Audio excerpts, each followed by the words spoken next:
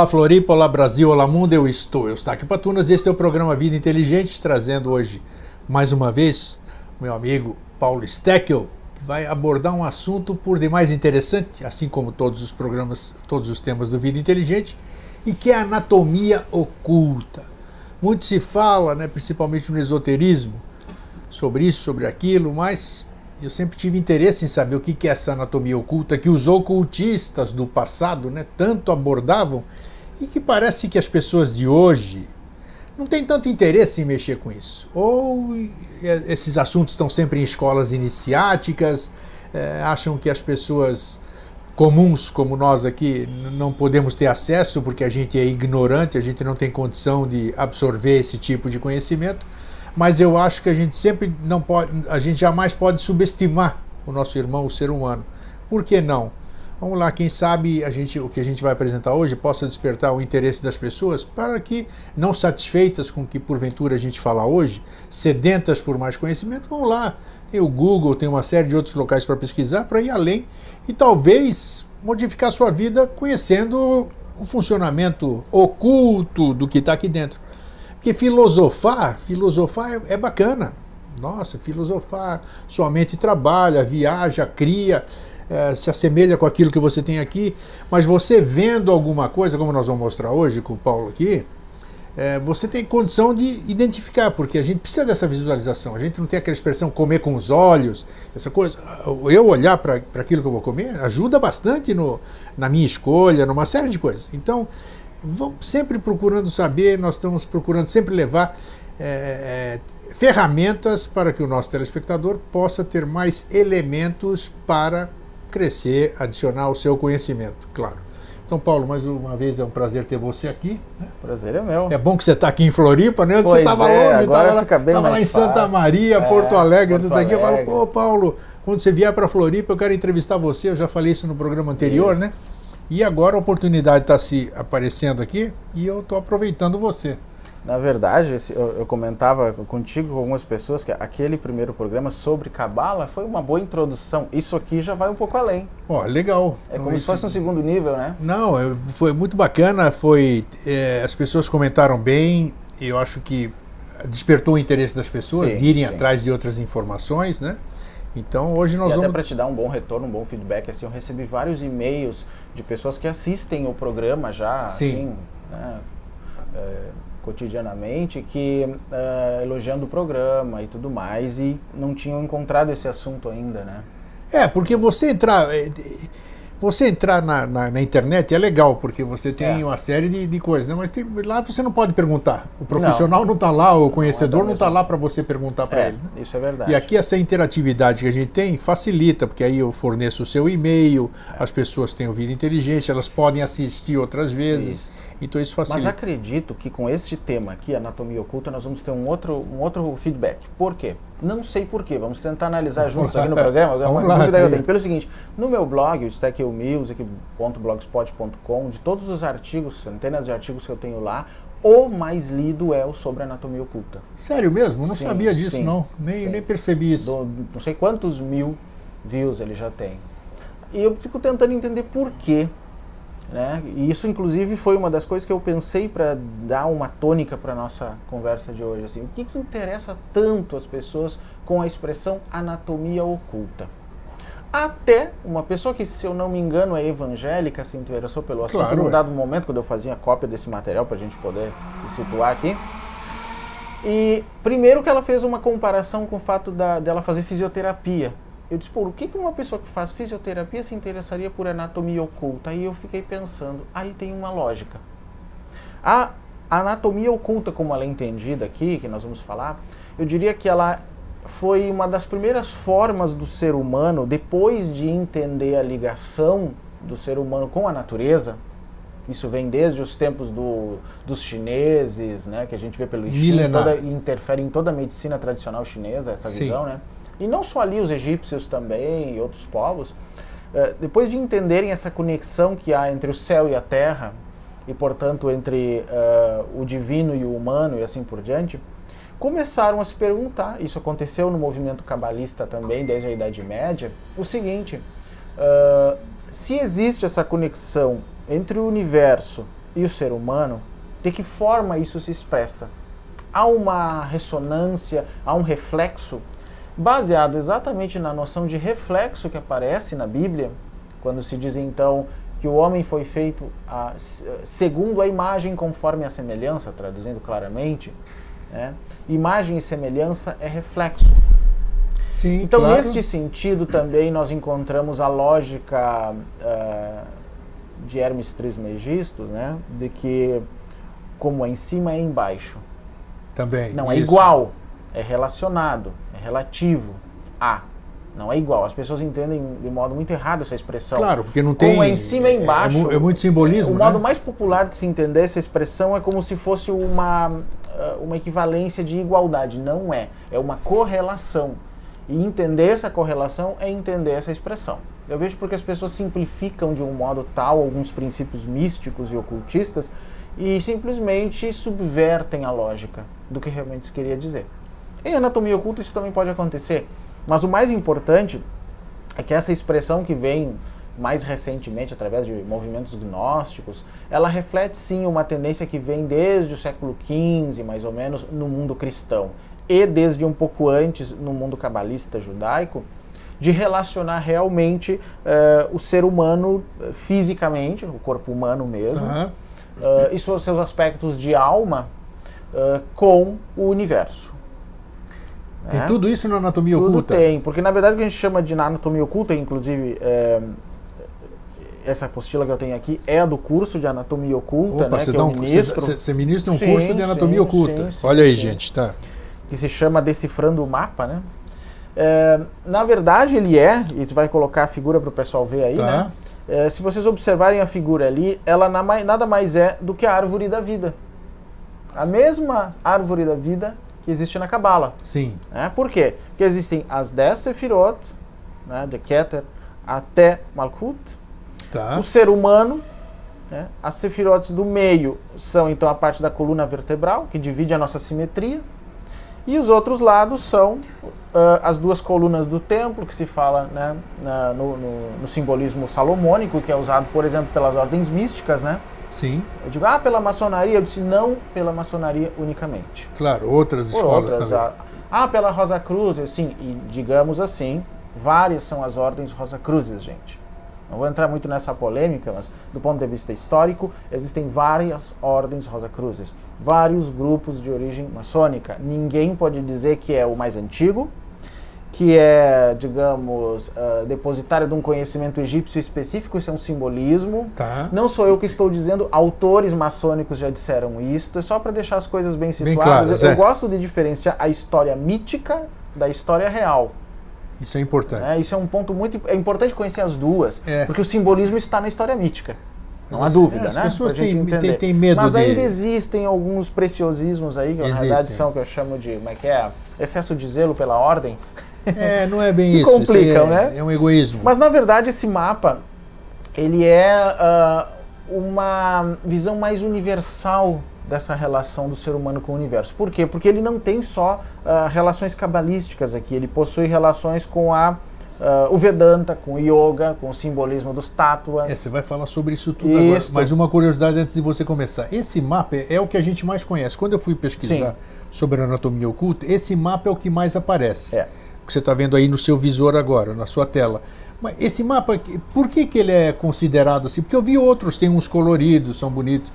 O fato de alguém ter modificado, dado uma outra cor, um outro design nisso aqui, modifica o conhecimento inserido nesse mapa. Tem que analisar em cada mapa o que está dentro dele. Sim, esse mapa especificamente que nós estamos vendo agora, por que ele é considerado o mapa padrão, se é que eu estou certo? Porque deve ter sido o primeiro, né? O original dele é em espanhol. É em espanhol? Se diz assim. Não se sabe o autor disso aí? Existem algumas lendas sobre isso. Legal. Que eu investiguei. Tá. Passa isso pra gente. Eu investiguei, até porque no início do curso eu coloco isso, porque não é inadmissível a gente dar um curso sobre algo que a gente não traça o histórico, né?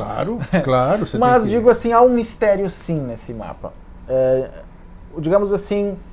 ele teria sido feito por um irmão gnóstico. Isso é oficial dentro... A verdadeira Só que gnosis, esse irmão ficou incógnito. Sim. O autor ficou incógnito.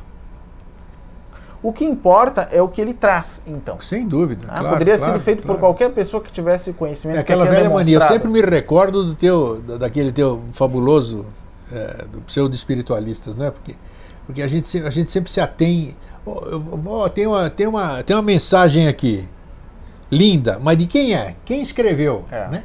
Então as pessoas não querem nem saber do conteúdo, querem saber de onde vem a fonte. É o que você está acabando de dizer. Então, ao fato dele não ter se identificado, não significa que se perca o valor da obra que ele deixou. Eu uso a mesma lógica quando analiso os conhecimentos que dizem terem vindo por Jesus, ter vindo por Buda, por Moisés ou quem seja. Isso, todos os que antecederam. Como nós não temos como ter a prova da existência deles, é uma questão mais de crença, claro, como foi dito, nós temos que analisar o que chegou até nós. Isso, que é o ensinamento. Conteúdo. O ensinamento. Concordo. É o ensinamento. Gênero, número e grau. Não temos.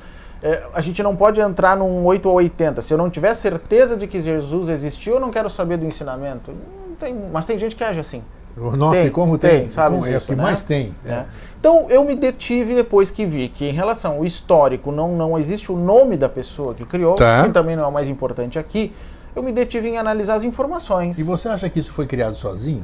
Você acha que é uma boa pergunta. Provavelmente não. Provavelmente passou por mais de uma pessoa. Talvez começando com a ideia de uma que tinha conhecimentos bem, integrados de várias tradições, porque isso é o que ele apresenta. Aqui quem fez isso aí tinha conhecimento médico ou não tem nada a ver? Não, ele usou o que a gente chama de anatomia oculta mesmo, que é o conhecimento médico baseado na cabala, baseado no gnosticismo, no cabalismo cristão. E não necessariamente fosse um médico. Não acredito que fosse um médico. Porque não tem nada a ver com a medicina não acredito que tivesse sido um tradicional. Médico. Mas ele fez o seguinte. O que eu vou dizer talvez não consiga demonstrar racionalmente em pouco tempo para um público que não conheça necessariamente o mapa fundo. Quem mas quiser saber mais vai fazer o curso com você depois. Analisando o conhecimento do mapa fundo, o que ele tentou integrar aqui, eu te digo que em um bom percentual isso foi possível. Mas tem algumas coisas que o próprio autor percebeu que a integração era difícil por conta de que ele colocou no mesmo, vamos usar uma expressão bem comum, saco de gato, várias tradições que têm a sua própria natureza. No caso, por exemplo, a cabalística e, por exemplo, o Vedanta, o Yoga, o Sankhya, que é da onde vem a noção dos tátuas, por exemplo. Isso, os tátuas, que a gente tanto fala aqui no Vida Inteligente. Aqui. E que se usa em várias outras tradições. Ele deve ter percebido que, ainda que eles estivessem em relação, eles não tinham uma equivalência exata, que era o que eu falei no início, em relação àquele princípio do Hermes, né? E isso é perceptível que não. Quem percebeu muito bem isso, eu recomendo os livros dele, foi o Ken Wilber, famoso psicólogo que foi um dos proponentes da psicologia transpessoal e proponente da psicologia integral. Ele fez muitos mapas de correlações nas suas obras até aqui, né? E ele também percebeu que essas coisas nem sempre se encaixam 100%. E quando a gente vê os mapas do Ken Wilber nos livros dele, ele deixa que isso transpareça. Então ele encaixa até onde dá e aonde não dá, ele deixa em aberto. Sim. O que se percebe aí? Que cada tradição teve a sua visão de mundo. Quantas tradições tem aí, Paulo? Olha, pelo menos a cabalística é a principal, é a que dá base para isso. A base é a Depois cabala. Tem a tradição do Sankhya, que na verdade quando desapareceu ficou esparso no Yoga, que é a noção dos tátuas. Aí vem o Vedanta, né? O Yoga com as suas noções também dos 3 canais, que é onde vem o Tantra Yoga, né? Onde se trabalha muito isso.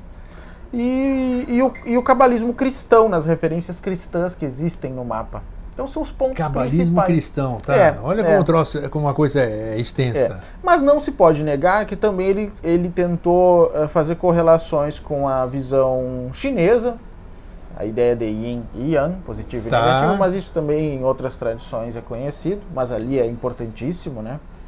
Então essa pessoa fez o que eu diria assim, tentou um mapa que realmente integrasse tudo.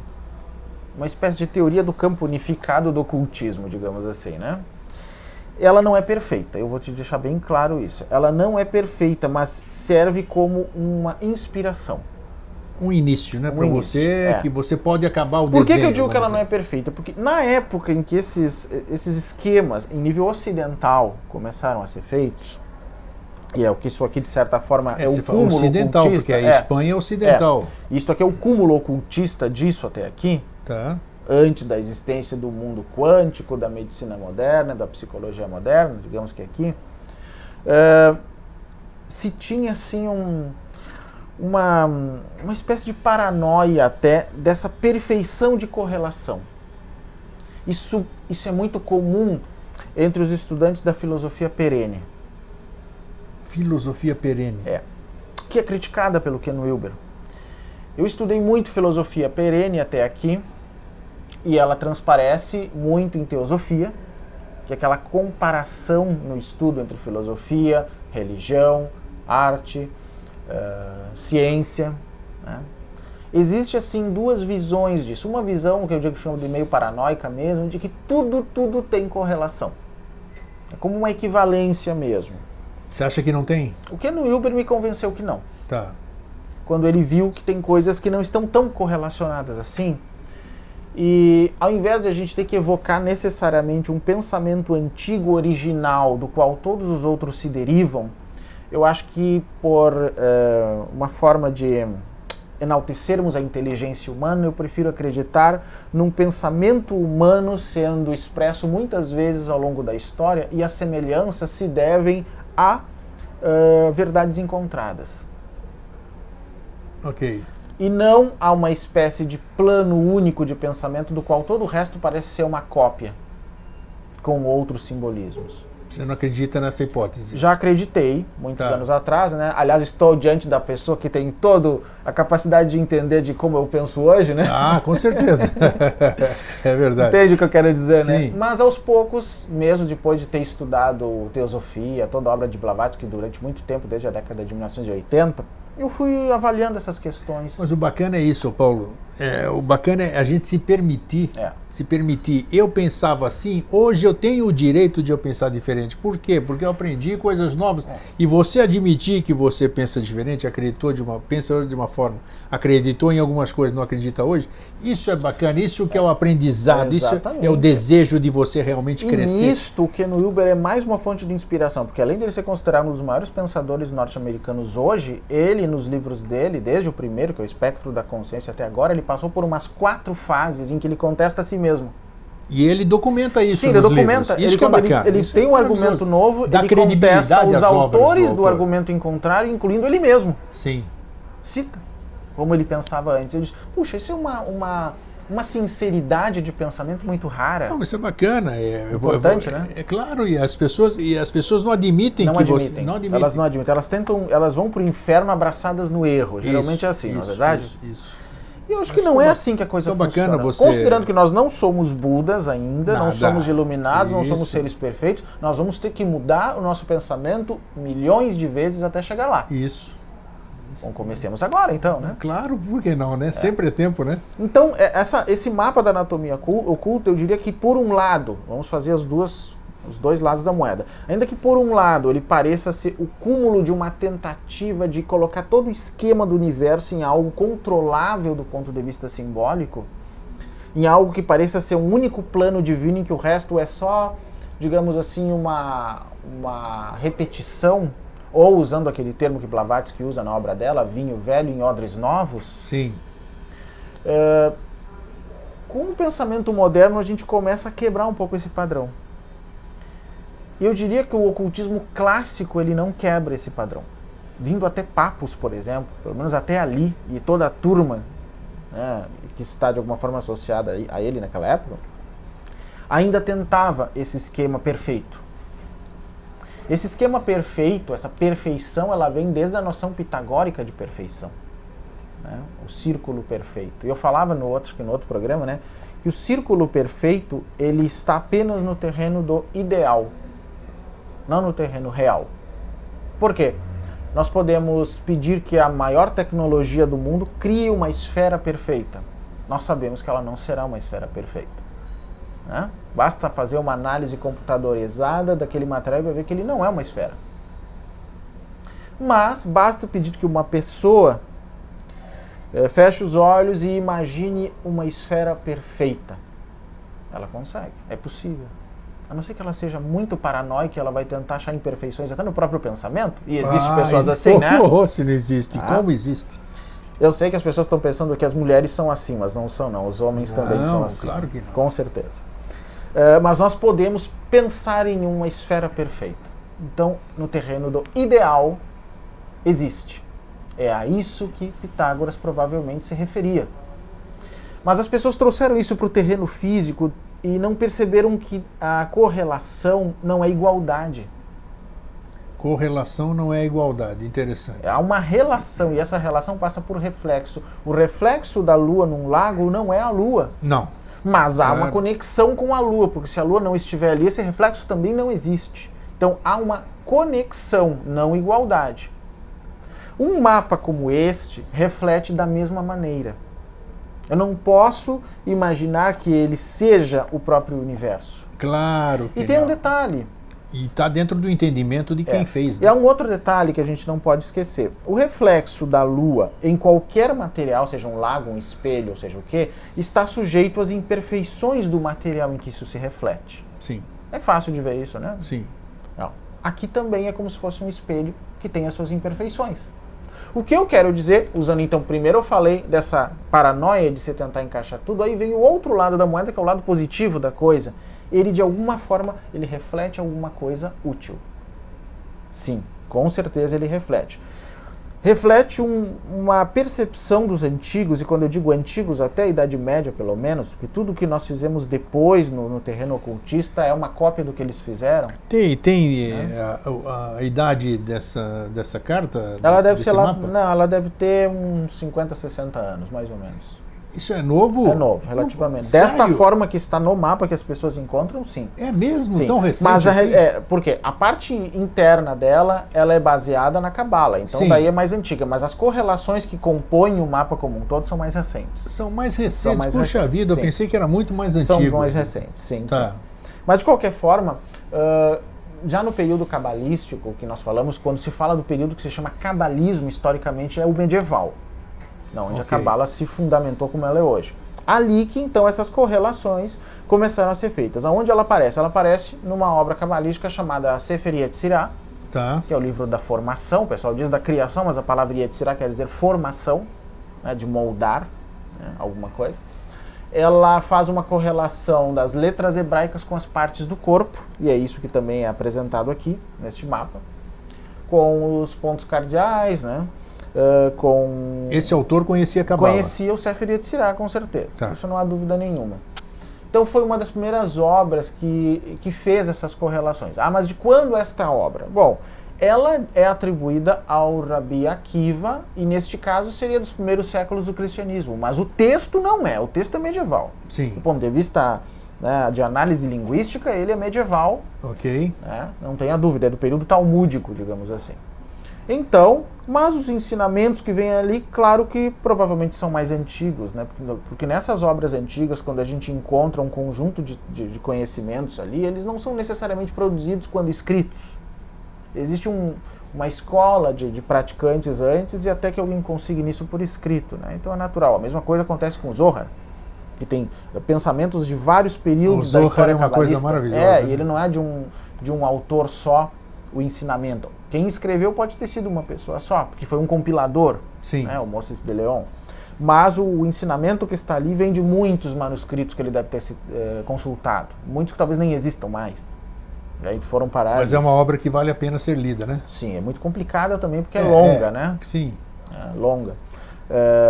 Ela não existe em português, inclusive, é bom que se diga. Já existe em inglês a versão do Rathberger, que são 20 e tantos volumes. Aí se você pesquisar, você tira... Ela, inclusive, pode ser acessada na internet pelos links gratuitamente em inglês. Z-O-H-A-R, Zohar. Isso, Zohar. Mas o que eles tinham percebido, então, é que com aquelas correlações do Sefer Yetzirah, era possível traçar isso aqui que nós temos agora. Com que objetivo ele fez isso? Ele fez isso para retratar alguma coisa? O que foi? Você dá curso sobre isso, como você disse. Eu gostaria que você falasse qual é o conteúdo, inclusive, para despertar o interesse das pessoas em saber. Isso aí seria seria um oráculo de consultas? Não é essa a proposta da... que é não, isso? No caso do mapa da anatomia oculta, ou da anatomia oculta como um todo, não Sim. é essa a proposta. A proposta é se estabelecer as correlações que há entre o corpo humano, ou não só a nossa parte humana física, mas a parte espiritual também, com o universo, com vistas à reintegração. Por que eu digo que isso é óbvio? Porque no mapa, quando ele coloca as 10 sefirotes que saem aqui dos nossos pés, que seria Malkuth, a ideia é chegar até a coroa. Tá, Keter. isso. Então isto é a reintegração, é a redenção, a salvação, como se queira. Depois da queda ou da descida, da emanação, digamos assim, na matéria. Certo. Então fica evidente que conhecer essas correlações nos permite também chegar a isso. Ajuda o entendimento. Neste sentido, tanto a árvore da vida, aquele esqueminha dos 10 sefirotes que a gente vê o tempo todo por aí na internet, nos livros de Cabala, e a sua visão de anatomia oculta, que é quando se coloca o corpo humano em cima, que é o caso aqui. Tá. Nesses dois casos, nós estamos transformando isso, aí entra a relação oriental na história, num mandala, que o pessoal chama de mandala. Que é um esquema do universo, um esquema ideal. Olha o que eu falei sobre a esfera agora há pouco. É o esquema ideal. Eu não posso deixar de perguntar, já que você falou de mandala, quanto mais oportunidades aparecem para a gente esclarecer, é importantíssimo, para a gente dar uma parte. Claro, com certeza. Qual é o sentido verdadeiro, Paulo, da mandala? Porque hoje, o que todo mundo fala? minha mandala, que linda! É um desenho maravilhoso, porque a geometria, geométrico, é lindo, com certeza. mas eu posso fazer uma... Eu posso fazer explicando o aspecto mandálico disso aqui, sem problema. Então vamos falar sobre... Vamos aproveitar o gancho, como a gente diz, Isso. porque tem gente que tem mandala que pode ser feita mandala para mim. Existe mandala pessoal? Claro, existe. Claro. Eu quero que você fale os elementos, inclusive. Que até para poder conectar por que eu disse que aqui tem um aspecto mandálico, né? Isso aí. Porque as pessoas acham que é só porque está lá... Tecnicamente falando, mandala é usada no sistema indiano, né? Sim. É usada no Tantra Yoga. Qual é o sentido dela? Primeiro, ela serve? Ela representa o universo. Ela é um esquema do universo. Tá. Independente se é mandala budista ou hinduísta, existem algumas diferenças. Não importa, isso. Mas a questão é que o centro dela representa a essência. Tanto que no centro da mandala budista geralmente tem a noção de Buda, bem pequenininha lá. Às vezes a mandala é enorme, aquele centro é para onde tudo remete. É o centro. Né? Tanto que quando a mandala é feita, tudo vem do centro para o exterior para que ela possa ser feita. Ela sempre começa pelo centro, né? Interessante centro, isso. Exatamente. E na verdade ela está representando assim a própria emanação do universo, tanto o interno quanto o externo. Ok. Por isso que se coloca lá vários continentes, várias coisas que existem no universo, no mundo, numa mandala indiana, geralmente, né? A gente tem na prática budista um oferecimento de mandala, que é uma prática também, que a gente vai citando os elementos que ela possui de dentro para fora. Né? Na verdade, nós estamos recriando um universo ideal, um universo pacífico, perfeito, com tudo, né, que a gente gostaria, mas sempre a partir do centro, a perspectiva do centro. Toda mandala começa do centro, né? Então a perspectiva que vai nortear todo o trabalho com a mandala tem que ser o centro. Inclusive nas práticas tântricas de visualização, né, não revelando coisas que as pessoas me xingariam se eu revelasse, mas falando que é possível. Sim, claro. Nas práticas tântricas com mandala, a pessoa se vê como parte do centro, e a partir daí ela vai emanando todo o resto. Mas do centro ela nunca perde a noção. Visualização. Do centro ela nunca perde a noção. Né? Este centro é a essência do seu ser. Ou a essência do ser, nem necessariamente do seu. Né? Do ser. A partir dali, tudo é ideal. Tudo é ideal e fica sendo ideal na mente. Então, quando eu termino uma prática tântrica dessas, com a mandala, em que eu a dissolvo no ar, digamos assim, né, eu mantenho a perspectiva ideal que norteou a minha meditação. Então eu começo a ver tudo que está à minha volta como parte desta mandala imaginada antes, como se fosse perfeita. É como se eu visse o círculo imperfeito ou a esfera imperfeita que eu falei do mundo físico. Isso é fruto da meditação, do trabalho. E a perceber-se como aquela esfera ideal que eu falei antes, como perfeita. O que eu quero dizer com isso é que é uma questão de perspectiva mental no final da história. Essa é a base da meditação com mandalas. Um outro detalhe que já falei várias vezes para as pessoas, mas elas acham bonitinha, como tu mesmo falava, Uma mandala é para ser Mandala. não para ficar na parede.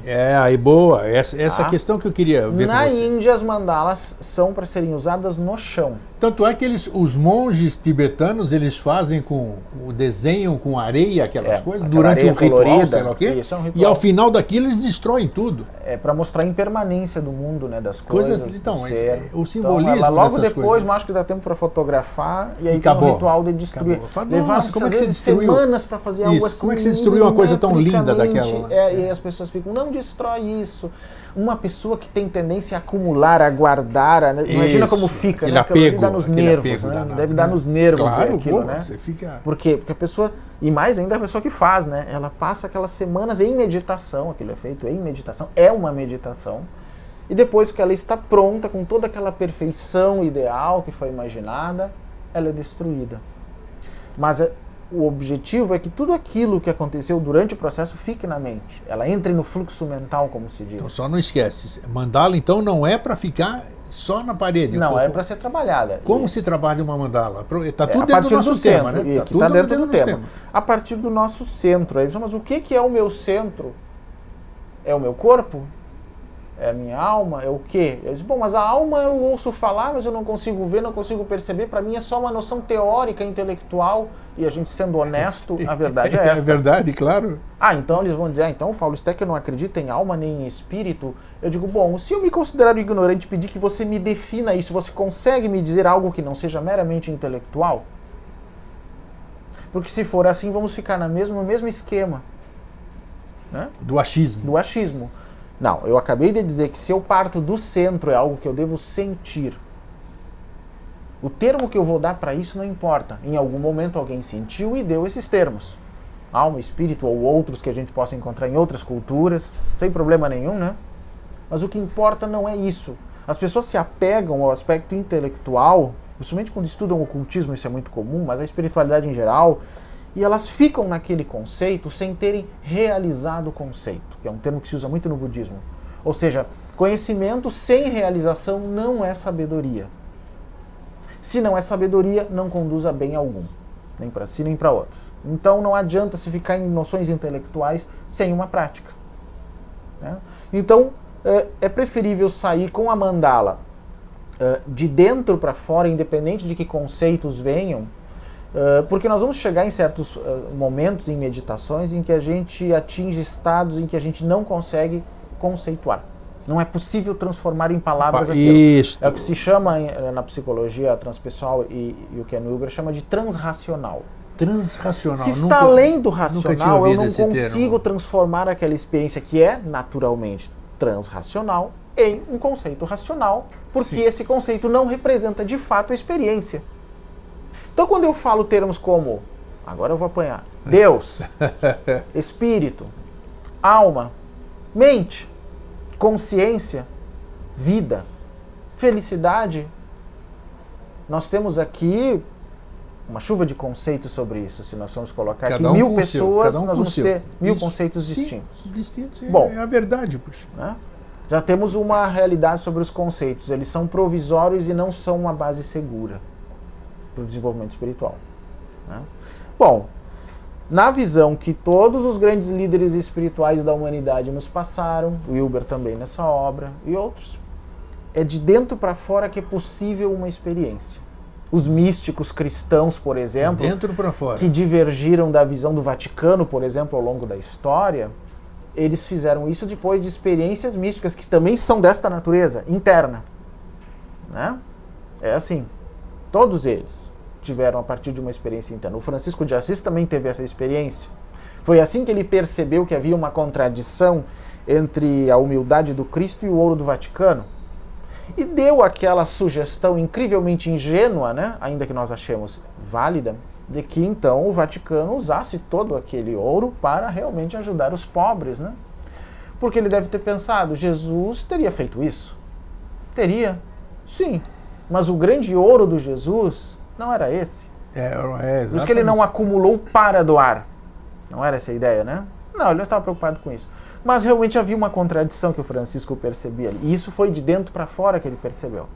Então, da mesma maneira, é a prática com mandalas. Tem outras questões que eu não vou entrar em questão aí, mas para a gente ter uma noção mínima de que uma mandala, independente se ela é budista, se é hinduísta, se é mandala xamânica, se é mandala da natureza, né? Existem na natureza, né? Sim.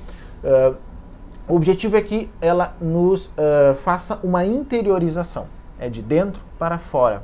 Através da sua simetria, que tem, por exemplo, propriedade neurológica no nosso cérebro. Ela permite que o nosso cérebro entre no seu ritmo, conecte os ritmos. Isso é o objetivo das mandalas também. Porque geralmente está tudo desconectado, né? Então eu estou olhando para a mandala, ela está olhando de volta para mim, seria isso? Isso, exatamente. Ela, digamos que o seu olho da essência, ele olha de volta. Olha só, olha. Ó. Mas aí as pessoas pensam, mas se isso é verdade, quando eu olho o universo, o mundo em geral como uma mandala, e isto, se eu olhar como uma mandala representando o mundo, na anatomia no mapa, é possível que este olho da essência me olhe de volta? Sim, esse é o grande objetivo da prática mística, espiritual, meditativa, cabalística, e seja qual for que a gente vai trabalhar. Isso eu falo muito no curso. Você está chamando a atenção para uma coisa que, quer dizer, olha, eu estou achando interessante, claro, nossa, interessantíssimo, mas você está mostrando uma outra forma que sempre leva a uma coisa que parece que é uma verdade quase que verdadeira. O que talvez você perceba... É que tudo se encontra realmente dentro de nós. O que talvez você perceba é que, assim, apesar de eu ter a fama de ser intelectual, eu sempre desconstruo tudo que eu estudo. Sim, tem que ser. E qual é a forma, qual é o segredo para desconstruir? Desmanchando a mandala toda vez. Desmanchando a mandala e transformando aquilo numa experiência prática. Numa experiência mesmo. Eu me lembro disso de um aluno que eu tive muitos anos atrás, óbvio que eu não vou citar o nome, porque espero que esteja melhor do que isso hoje, mas que tinha uma capacidade intelectual de dizer isso aqui de forma decorada perfeita. Era uma xerox do que está aqui, coisa que nem eu consigo. Tudo bem. Então ele podia me dizer a relação de uma Sefirot com outra, de um mundo com não sei o que, de uma forma assim. Esperava estrelinha, né? Estrelinha. E eu disse, muito bem, agora me traduz isso para a vida. Hã? Isso é possível? Eu digo, é a única forma de que a gente não jogue isso tudo no lixo. Para quê? Para que alguém teria feito isso? Aí ele viu que aquilo tudo que ele se apegava tanto, aquela capacidade de decorar tudo que eu tinha ensinado para ele, não tinha valor nenhum. Na prática, nada. Não tinha valor algum. Aí que ele foi aos poucos aprendendo o que eu estou dizendo aqui. Que não adianta. A gente pode até estudar tecnicamente muitas coisas, principalmente no campo espiritual, exatamente para poder ter algum norte. Temos que ter um norte, né? Mas depois nós temos que desconstruir. Por quê? Porque a tendência da nossa mente, o nosso cérebro, é a fixação. Ele precisa, toda vez que ele encontra uma dificuldade, ele a resolve, ele precisa se sentir seguro, ele precisa se sentir tranquilo. Tem que ter certeza daquilo. Então ele cria fixações. Isso o yoga fala. Nessa fixação, ele tende a ver o mundo a partir dessa fixação. Isso é uma coisa biológica, inclusive. Né? Se a gente for ver do ponto de vista da neurociência, quando a gente está acostumado com uma mesma visão da nossa sala, da nossa casa, ou tu mesmo aqui dentro, é muito comum que a gente observe e não veja que tem algum objeto fora do lugar ou alguma coisa diferente. Observa, ali. Mas não percebe. Se a gente colocasse na tua mesa ali algo totalmente inusitado, sei lá, uma peça de roupa, um vaso, algo que não tem a ver com a mesa e muito pequeno, é possível que o nosso cérebro passa, ele limpa aquilo ali e nós não vemos. Mas como que nós não vemos? Porque ele está seguro de que naquela mesa é assim. Isso é uma característica biológica nossa, de milhões de anos de evolução. E tem algum motivo para isso, óbvio, né? Mas toda vez que nós temos que quebrar esse esquema, a nossa mente ela fica desconfortável. E ela tenta refazer isso rapidinho. Eu diria que até um pouco da nossa resiliência na vida é baseada neste princípio biológico também. Umas pessoas têm mais, outras menos essa capacidade. Mas, em geral, né, o ser humano tem isso. Né? Se diz assim que uns 70% dos seres humanos, em relação a momentos trágicos da vida, ou grandes conflitos, ou grandes tragédias, não tem assim uma capacidade de fazer isso sozinhos. 30% teria. Os outros 70 precisam talvez de um apoio psicológico, psiquiátrico, de um líder espiritual, de alguma maneira, de alguma terapia. A grande Se maioria, apegar em alguma coisa. 70%. Isso faz um certo sentido. Mas, ao mesmo tempo, eu diria que 70% das pessoas buscam o equilíbrio. Como que você chegou a essa conclusão? Vou dizer de um modo bastante simples. Quando eu estou trabalhando com o tarô, por exemplo, e eu peço que a pessoa divida o monte das cartas em 3, eu peço que elas escolham qualquer uma das 3, qualquer um dos 3 montes, esquerdo, direito ou do meio. Vai lá, invariavelmente. 70% das pessoas escolhem o do meio. Sim. Aí eu geralmente, quando é a primeira consulta, eu faço uma enquete com a pessoa. E assim, cheguei a essa conclusão. Sim. De que elas buscam o equilíbrio entre o emocional, que é o lado esquerdo, e o prático da vida, o intelectual, que é o lado direito. Quando elas escolhem os extremos, um dos extremos, é porque um desses dois lados está incrivelmente desajustado. E a própria consulta evidencia isso. Interessante esse aspecto. Se a pessoa é canhota, esses níveis se invertem, mas ainda a lógica é a mesma. Né? Então eu diria que 70% ainda busca o equilíbrio, ainda que precise desse apoio. Né? No final é assim. Muito interessante. Então, retomando a questão da mandala, como ela é um universo ideal que é trazido do papel ou da mandala desenhada para dentro de si, é para se destacar. Ela é simplesmente uma forma de nos inspirar, digamos assim. A gente traz para dentro e se incorpora nisso e passa a ser isso. Emulação se chama. A gente emula este universo criado. Né? Ou é uma simulação nesse sentido, uma simulação interna. Né? E isso vai te dar a condição de você ter uma nova visão. Isso. No momento que a gente entende um mapa como esse, da mesma forma, estudando, que é o que se faz no curso, por exemplo. Tem que saber o que você está vendo. E o curso, na verdade, ele só dá base para a pessoa fazer isso internamente. Tá. Tem que dar bases, ainda que intelectuais, com as dicas para que ela desconstrua isso depois, porque é um processo interno, e aí o processo interno, ou de auto-iniciação, que a gente chama, ele é individual. Sim, sim, sim. Aí, então, ela incorpora esse conhecimento todo que ela tem que ter de cabala, de astrologia, porque a gente ainda não falou, mas tem aspectos astrológicos aqui, muitos. Né? Ela tem que incorporar dentro desses vários conhecimentos que ela estuda de modo intelectual, e aí que ela vai desconstruir internamente, vai entender de onde eles vêm. Okay. Inclusive, a única salvação para a astrologia como ciência, porque se ela for vista de modo intelectual, ela tem um monte de contradições astronômicas, que aliás é a forma que os astrônomos usam para criticar a astrologia o tempo todo, né? Mas eu vejo ela da mesma forma que eu estou falando das outras coisas aqui.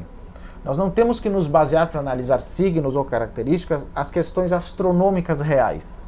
Não é isto que nós estamos trabalhando. Se nós nos basearmos nisto, há uma incoerência total. A astrologia védica já se aproxima mais do cálculo real, mas ela tem outra proposta. Nós não podemos jogar os dois esquemas e pensar que eles são a mesma coisa. São a partir de duas visões de mundo. Isso é um detalhe importante também, para não que a gente vê por aí, o astrólogo védico em um litígio com o astrólogo ocidental, quando na verdade são duas visões distintas, tá? Sobre a influência dos astros na nossa vida. Essa influência dos astros, ela passa por o que antigamente se chamava de astrolatria e astrosofia. Sim. Que é a sabedoria que vem a partir do conceito simbólico dos astros, e não do astro real. Então esse é um detalhe importante em simbolismo. Aqui, então, isso vai acontecer também. Ok. Porque há relações astrológicas nesse mapa. Né? Há relações dos elementos, dos planetas, das sefirotes, de vários símbolos que aparecem, os dos tátuas mesmo, que são os níveis que envolvem os 4 elementos, e os outros 3 que seriam, segundo a visão Samkhya, elementos que ainda não estão ativos na humanidade. Porque a visão do yoga é uma visão evolutiva nesse sentido, né? De que as coisas ainda estão por vir. De que há ciclos de manifestação, de dissolução, e como se fosse um pulmão que incha e desincha, né? Ciclos eternos, digamos assim. Você deve encontrar muita resistência, né, quando você põe seu ponto de vista, né, porque você leva isso aqui, que é uma verdade o que você está mostrando, mas as pessoas... Esse mapa, Anatomia Oculta, ela ajuda a dissolver cristalizações? Totalmente. Então, assim como qualquer prática com mandalas. Esse que é o grande problema das pessoas, porque o que você está trazendo é novidade, mas novidade e verdade, mas muitas vezes fala, Mas parece ser meio complexo. É complexo, mas sabe qual é a maior dificuldade que se encontra aí, a maior resistência, como tu falavas? Não é em relação a isso, é em relação a quando se encontra um interlocutor, além de dentro daquela paranoia que eu falei, que fica tentando se agarrar ao que ele acha que já é seguro no seu conhecimento. Isso. Quando ele tem pouco conhecimento para entender a argumentação. Pior do que uma pessoa que realmente discorde é uma pessoa com pouco conhecimento, debatendo sobre um assunto e querendo marcar uma posição no assunto.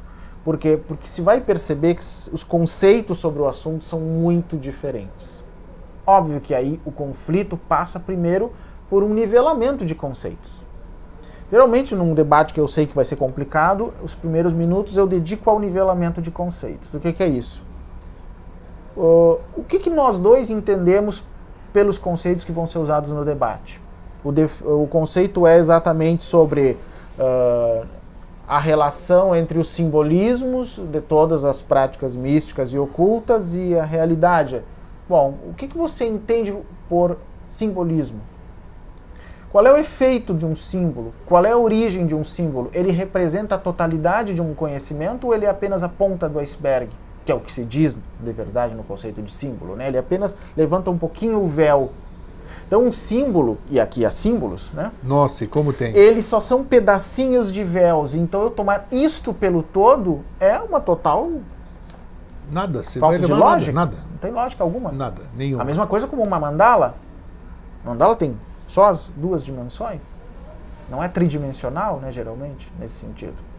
Bom, então tem alguma coisa a mais. Tanto que no Tantra é que a coisa se torna tridimensional, porque é aí que ela, como que ela se torna multidimensional, é colocada dentro do ser, ou gerada a partir de dentro, ela nem é colocada, na verdade, ela é liberada a partir dali, e aí que tudo acontece. Então, na verdade, todos os símbolos vêm a partir daí, né? Então, quando o interlocutor não tem esses conhecimentos, é muito difícil um debate. Realmente concordo contigo, é difícil, né? Eu me lembro de uma pessoa que um dia, conversando sobre algum outro assunto nessa base, né, profunda assim, que geralmente eu faço, e a pessoa só me olhava assim e disse: eu só tenho uma pergunta para te fazer. Mas qual? Deve ser muito difícil achar alguém para conversar, né? Eu, geralmente sim. É claro, né? Ela Você percebeu não podia dar essa outra questão. Resposta, claro. Por quê? Porque um debate que tenha critérios, esses critérios têm que ir muito além do que eu vejo em alguns discursos, que são aqueles discursos que eu chamo de discurso político, em que 80% é aquela elegia aos patrocinadores, como eu digo, né, e os 20% realmente é o discurso. Isso a gente vê muito em congressos também. Eu evito fazer esse tipo. Eu tenho um péssimo hábito de não fazer isto. Eu tenho o péssimo hábito, que pode não ser tão péssimo, né, de antes de chegar para o Eustáquio e fazer um monte de bom dia, boa tarde, boa noite, querido, e não sei o quê, entrar num argumento que vale a pena para os dois, que é o que vai ficar, né? Claro. Eu acho que isso contempla mais a amizade, né? Eu acho que contempla mais o ser humano, em que eu estou trazendo algo que realmente tem alguma validade. Vamos isso deixar que é mais as importante. formalidades para lá, porque elas já foram transcendidas. Sim. Não é? É como dizem, os verdadeiros amigos, eles já começam zoando, né? Nem começam se cumprimentando, é mais ou menos assim. Então, uma forma de zoar com o conhecimento é desconstruí-lo. Mas no bom sentido zoar, gente, não é desrespeito. Desconstruí-lo. Quando eu aprendi isso, através de toda a minha prática espiritual, por várias fontes diferentes, físicas, extrafísicas, digamos assim, eu vi que não teria outra coisa a ser feita. E aí eu fui obrigado a abandonar alguns apegos, como todo mundo tem, como tu também fizeste na tua vida, né? Muito, e vou fazer ainda mais. E no início tão sofrido, né? Puxa, mas parecia que o esquema estava quase pronto e agora eu vou ter que jogar isso no lixo e começar fora. do zero. Eu disse, bom, não se começa do zero, de fato. Nossa, você já tem uma baita bagagem. Tem uma grande bagagem, é só se vai para um outro nível. Para os gamers que gostam muito disso, quando a gente sai de um nível e passa para outro, começa do zero naquele nível. Mas toda a experiência adquirida até ali lá, é incrivelmente importante para, digamos, já ficar alerta para as coisas novas que vão surgir. É bem isso. A gente fica mais alerta. Eu acho Boa que esse comparação. é o ponto mais importante, né?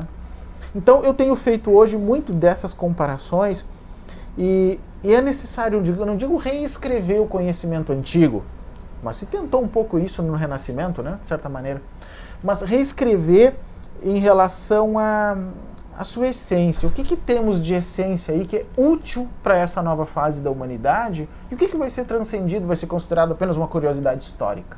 Nós temos que nos desapegar de algumas coisas, sim. Eu também demorei os meus tempos para isso. Até os 25 anos eu estudei esse material formalmente, com muita intensidade, até que tive esse insight de agora é hora de praticar, ver o que há de realidade nisso. Mas não é simplesmente jogar a bacia fora com a criança, a água, tudo junto. Alguma coisa fica. Por quê? Porque tudo isto, independente de que época da humanidade aconteceu, se nos tempos das cavernas ou hoje, vem de experimentos de indivíduos. Esses experimentos de indivíduos inspiraram outros indivíduos que necessariamente não tiveram a experiência. Aliás, a grande maioria dos discípulos não tem a experiência do mestre. Não tem. A gente sabe disso. Mas são os discípulos que, por um excesso de zelo por tudo aquilo, criam as igrejas, as religiões, as instituições formais, e aí fica aquela situação que nós já vemos, né? A bagunça que nós temos hoje. E a própria essência esquecida.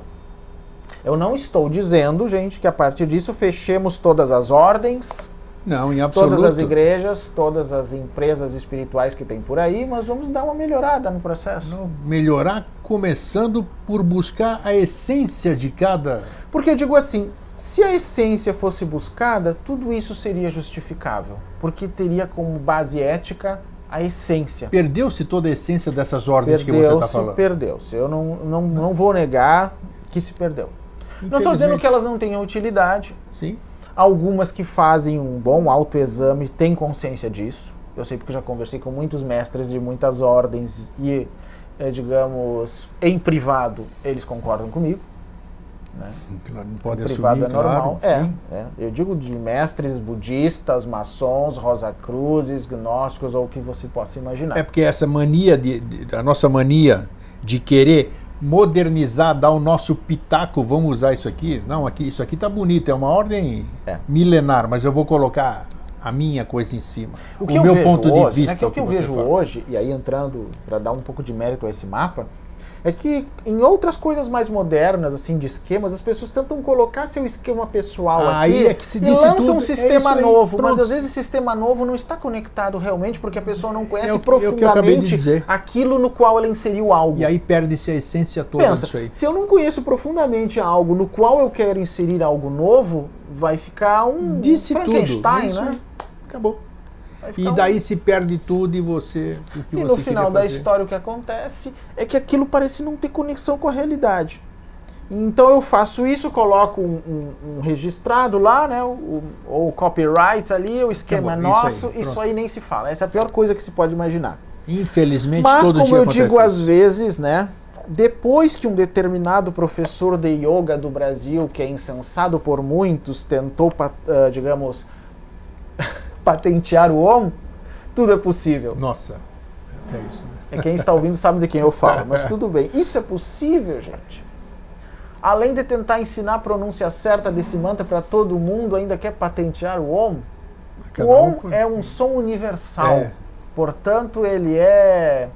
A formação dele... Eu diria que é Media Commons. Né? É uma mídia comum para todo mundo, para todo o universo. Não há como fazer isso. Então, eu digo... É uma característica minha, alguém me perguntava esses dias sobre isso em outra conversa. Por que eu evito registrar as minhas coisas? As minhas apostilas, o material dos meus cursos e qualquer outra coisa. Os meus artigos estão todos abertos para serem usados. Está lá no blog, né? Porque eu acredito realmente no que eu estou dizendo. Todo conhecimento é universal, é de todos. A minha mente ou a de outros é apenas por onde isso se expressa. Então eu não sou dono disso. Não sou dono de nada. E amanhã você não é mais o Paulo Steckel de hoje? Pois é, então por que eu vou fazer isso? E mesmo porque nós sabemos nos tempos de hoje que proibir alguma coisa não tem efeito nenhum.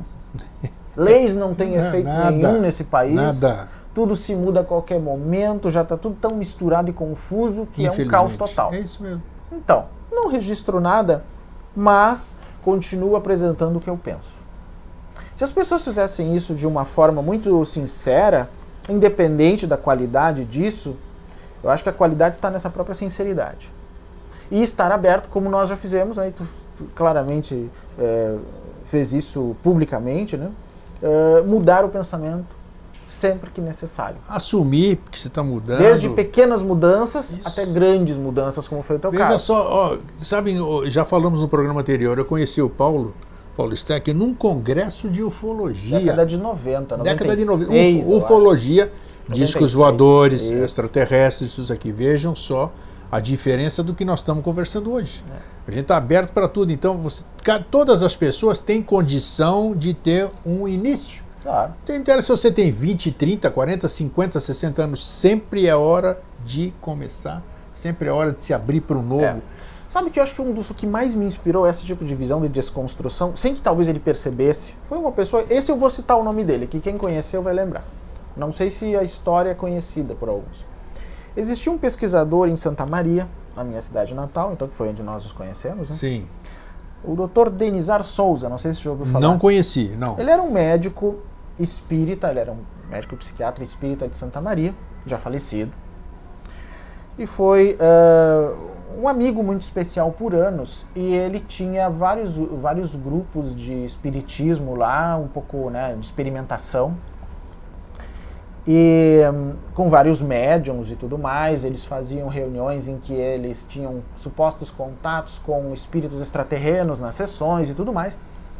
E uma época eu me aproximei mais dele, desses grupos, e um dia eu perguntei para ele que eu percebi que ele era cético com relação a tudo aquilo que acontecia, apesar de ser o chefe do trabalho todo. Ele era o responsável, mas era cético. Ele dizia assim, eu não sou médium, ou seja, eu não recebo nada, ele falou.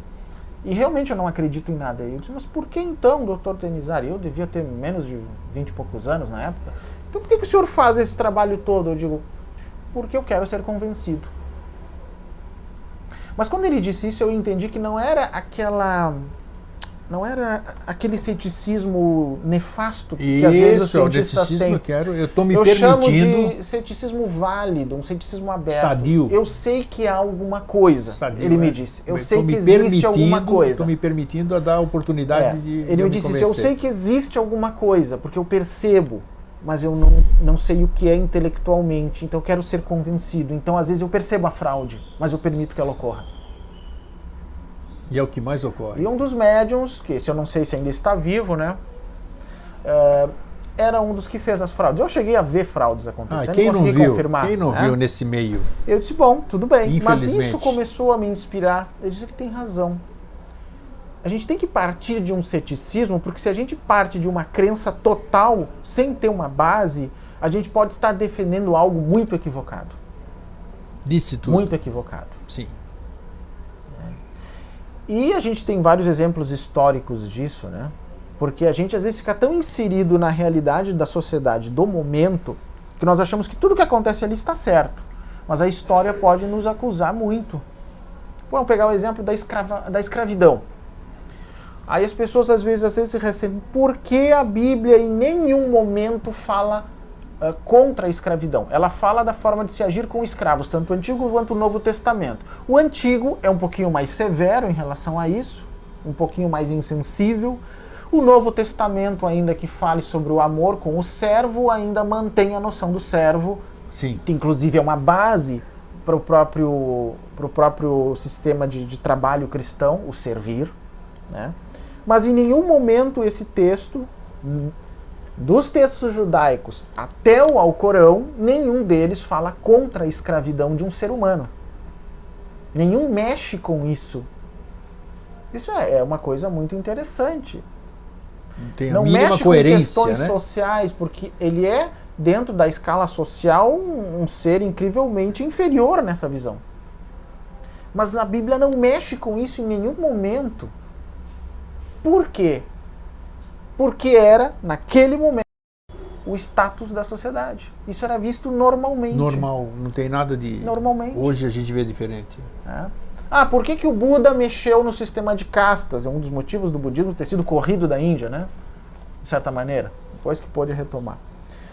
Bom, esse sim, naquela sua visão do momento, percebeu que tinha uma coisa errada naquele sistema de castas. Embora eu ainda veja hinduístas defendendo esse sistema com unhas e dentes até hoje. Isso, ainda tentam, sobrevive assim, lá. Tentam Continua. de uma forma ou de outra justificar, eu nem vou polemizar muito aqui, porque sim, senão as pedradas vão ser grandes, né?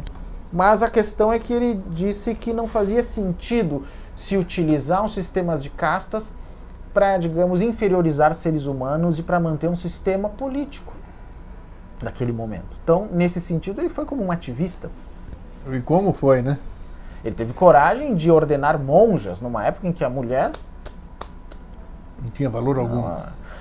Por exemplo, existem alguns grupos Vaishnava, né, alguns grupos modernos dentro do hinduísmo que consideram a mulher um meio-ser.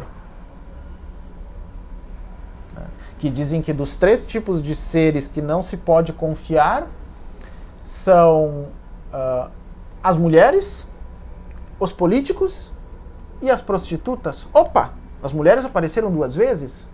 Eu só concordo com a dos políticos. O resto eu tenho minhas divergências. Né? É isso. Mas, puxa, e o Buda contestou tudo isso. Ele pode não ter contestado outras coisas, mas como eu digo, cada momento traz a sua realidade. O Ken Wilber deixa muito claro isso nos livros dele, acho que foi um insight interessante que me ajudou a ter, de que nós temos no nosso momento um certo número de insights possíveis em relação aos equívocos. Daqui a 1000 anos já serão outros. Só que nós não vamos poder dizer que o que acontecia 1000 anos atrás, que o Eustáquio pensava, como que ele não teve tal insight que nós temos agora, ele estava errado. Não, ele estava inserido no seu tempo. Isso, eu digo, aquela era a minha verdade, a minha verdade. Exatamente, ali mesmo já é possível fazer essa avaliação. Claro, puxa. E sabe-se lá se daqui a 10 anos não vai ser outra? Perfeito. Que possa se aproximar da antiga, mas numa terceira via. Pode. Eu particularmente acredito nisso. Eu tive um insight Se a gente tiver daqui a 30 anos aqui, espero que estejamos, a gente pode certamente estaremos pensando totalmente diferente do que nós estamos pensando agora. Isso vai ser bom, porque E imagina eu encontrar o Eustáquio daqui a 30 anos. Você não mudou nada? Diz que triste notícia. É mesmo. Triste notícia, não mudou nada, aí fica ruim.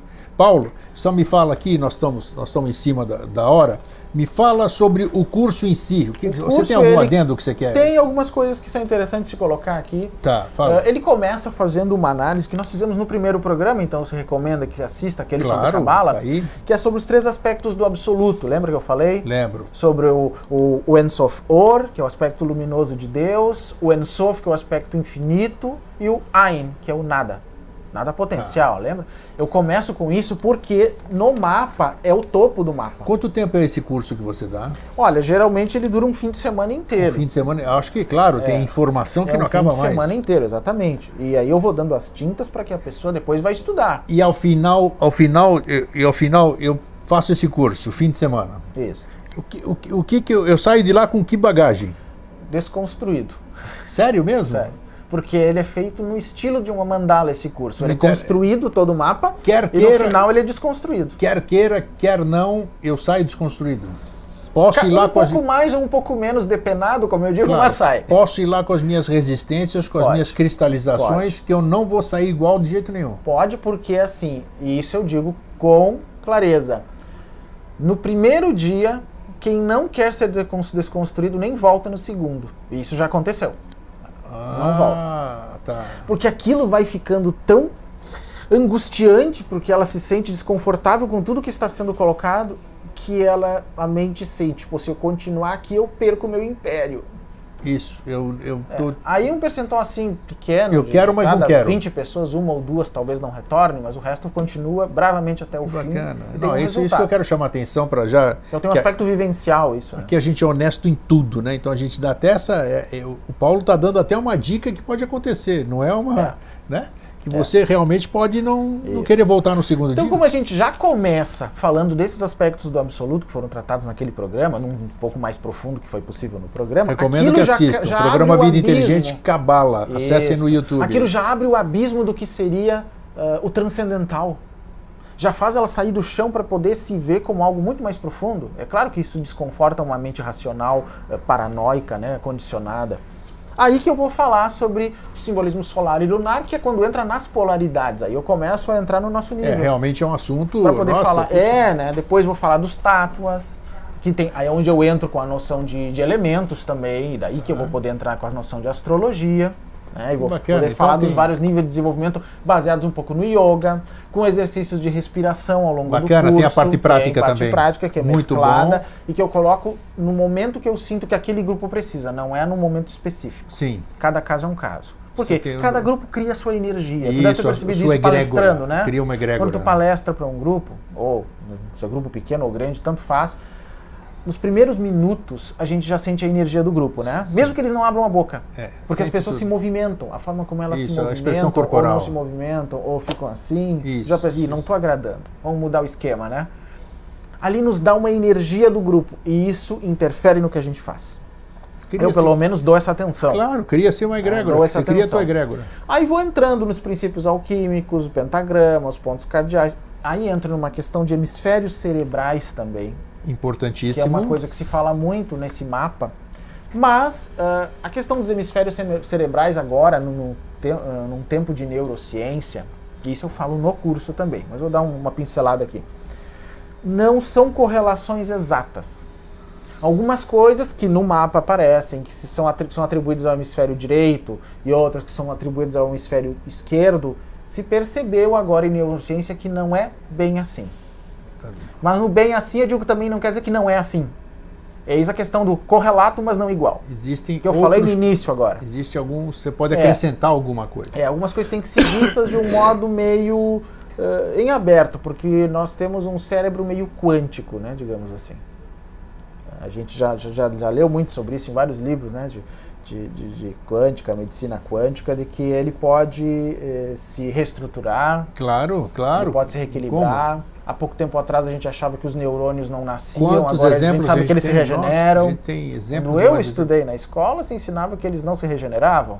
Isso. Agora se percebe que sim, e sabe-se lá o que mais se vai descobrir nesse aspecto, né? Aí eu entro nas sefirotes. As 10 sefirotes, vou explicando as relações, o que é, as relações com questões bacana. Indianas. Puxa, até parece que esse conteúdo não cabe no fim de semana. Aí eu ensino também, ainda que ele seja um exercício indiano, mas com correlações cabalísticas, um exercício chamado Nadi Shodhana Pranayama, que nada mais é que o famoso exercício de respiração de troca de polaridade. Isso. Narina esquerda, narina direita. Trabalhando os chakras e as relações com as sefirotes. Que só nesse curso é feito isso. Que bacana, hein? É o único curso que não é o curso mais profundo de Cabala em que isso é feito para o público. Essas informações estão no teu blog? No teu blog? Sim, sobre o curso sim. Sobre o curso sim. Sobre o curso sim. Okay. Aí depois falamos das colunas do templo, entra um pouquinho de maçonaria nessa história também. Você consegue isso num fim de semana? Consegue fazer isso? Puxa, é um fim de semana intenso, digamos parece assim. Parece que é muita coisa realmente aqui. Aí divido o mapa no seu lado esquerdo, seu lado direito, que não tem a ver com os hemisférios, os aspectos, né? Sim. Até que eu possa integrá-lo no aspecto central do mapa. Tá. Que é o que se busca, né? E faço a relação com o ir pelo centro da árvore da vida e também ir pelo canal central que se fala no Tantra Yoga para atingir a iluminação. São coisas claríssimas as relações. Muito bom. Aí falo do centro, na questão do pilar do equilíbrio, né? E no final, que geralmente conteúdo, é a isso parte que é que mais atrai os equivocados, é quando eu falo das sefiras inversas. O mundo dos Klipoth, a sefira inversa, que é onde está o conceito de arquidemônios, por exemplo, né, a árvore da vida invertida. Porque tudo é dualidade, porque né? O pessoal que é ligado à demonologia e tudo, vem como mosca nesse tipo de trabalho, só que isso também é desconstruído. E é falado só no final. Que bacana. E depois que se chegou a um grau de desconstrução, falar nisso no final, ele acaba com qualquer equívoco e qualquer noção errada do que muito seja. Muito bom isso. E eu não trataria disso sem passar por todo esse processo antes. Você tem que porque mostrar também se há equívocos as duas no faces mapa da moeda. Visto da forma normal dele, nessa outra mais ainda. Muito interessante. Muito mais. Interessante. Então é um curso assim de uma imersão que não requer conhecimento prévio, obviamente, porque característica minha, sempre que eu falo de um conceito novo, eu defino ele, e a profundidade com que eu defino depende do grupo. Isso varia de caso para caso, né? Então não assim é um que você tiver não sei se você tem... Vai ser ministrado um ano que vem, porque eu acho que é necessário 2017, aqui para Florianópolis, com certeza. Então aí você já me avisa, ajuda a divulgação, porque isso com certeza vamos fazer. Tem um grande conteúdo e eu acho que pode ajudar muitas pessoas. Isso. Então eu diria que essa nossa conversa de agora fica como que uma segundo nível, desde aquele primeiro uma sementinha, estamos regando isso aqui e a gente vai voltar a conversar sobre outras coisas que eu acho que o conhecimento que você tem, ou pelo menos a linha que você estuda, é importantíssima nessa formação que a gente está está conversando desde o primeiro a Cabala, que a gente deu uma visão sobre a Cabala, hoje com a anatomia oculta, um pouquinho mais para frente, quem sabe a gente começa a falar algumas coisas que eu já te falei da outra vez, do budismo, né, da filosofia do budismo. Então assim a gente vai gradativamente. Paulo, só posso te agradecer hoje você ter vindo mais uma vez. Eu te agradeço, estou à disposição aqui. Sempre. Para nós é um prazer assim a gente trazer boa informação, isso é bacana. E tá aí, o contato do Paulo está aqui no seu monitor. Pode escrever para ele, pode conversar. Vontade. O Paulo é uma pessoa super acessível e eu recomendo. Então, meu muito obrigado. Eu que agradeço a nossa segunda oportunidade. Isso aí, até a próxima. E para você, um fraterno abraço e um feliz sempre.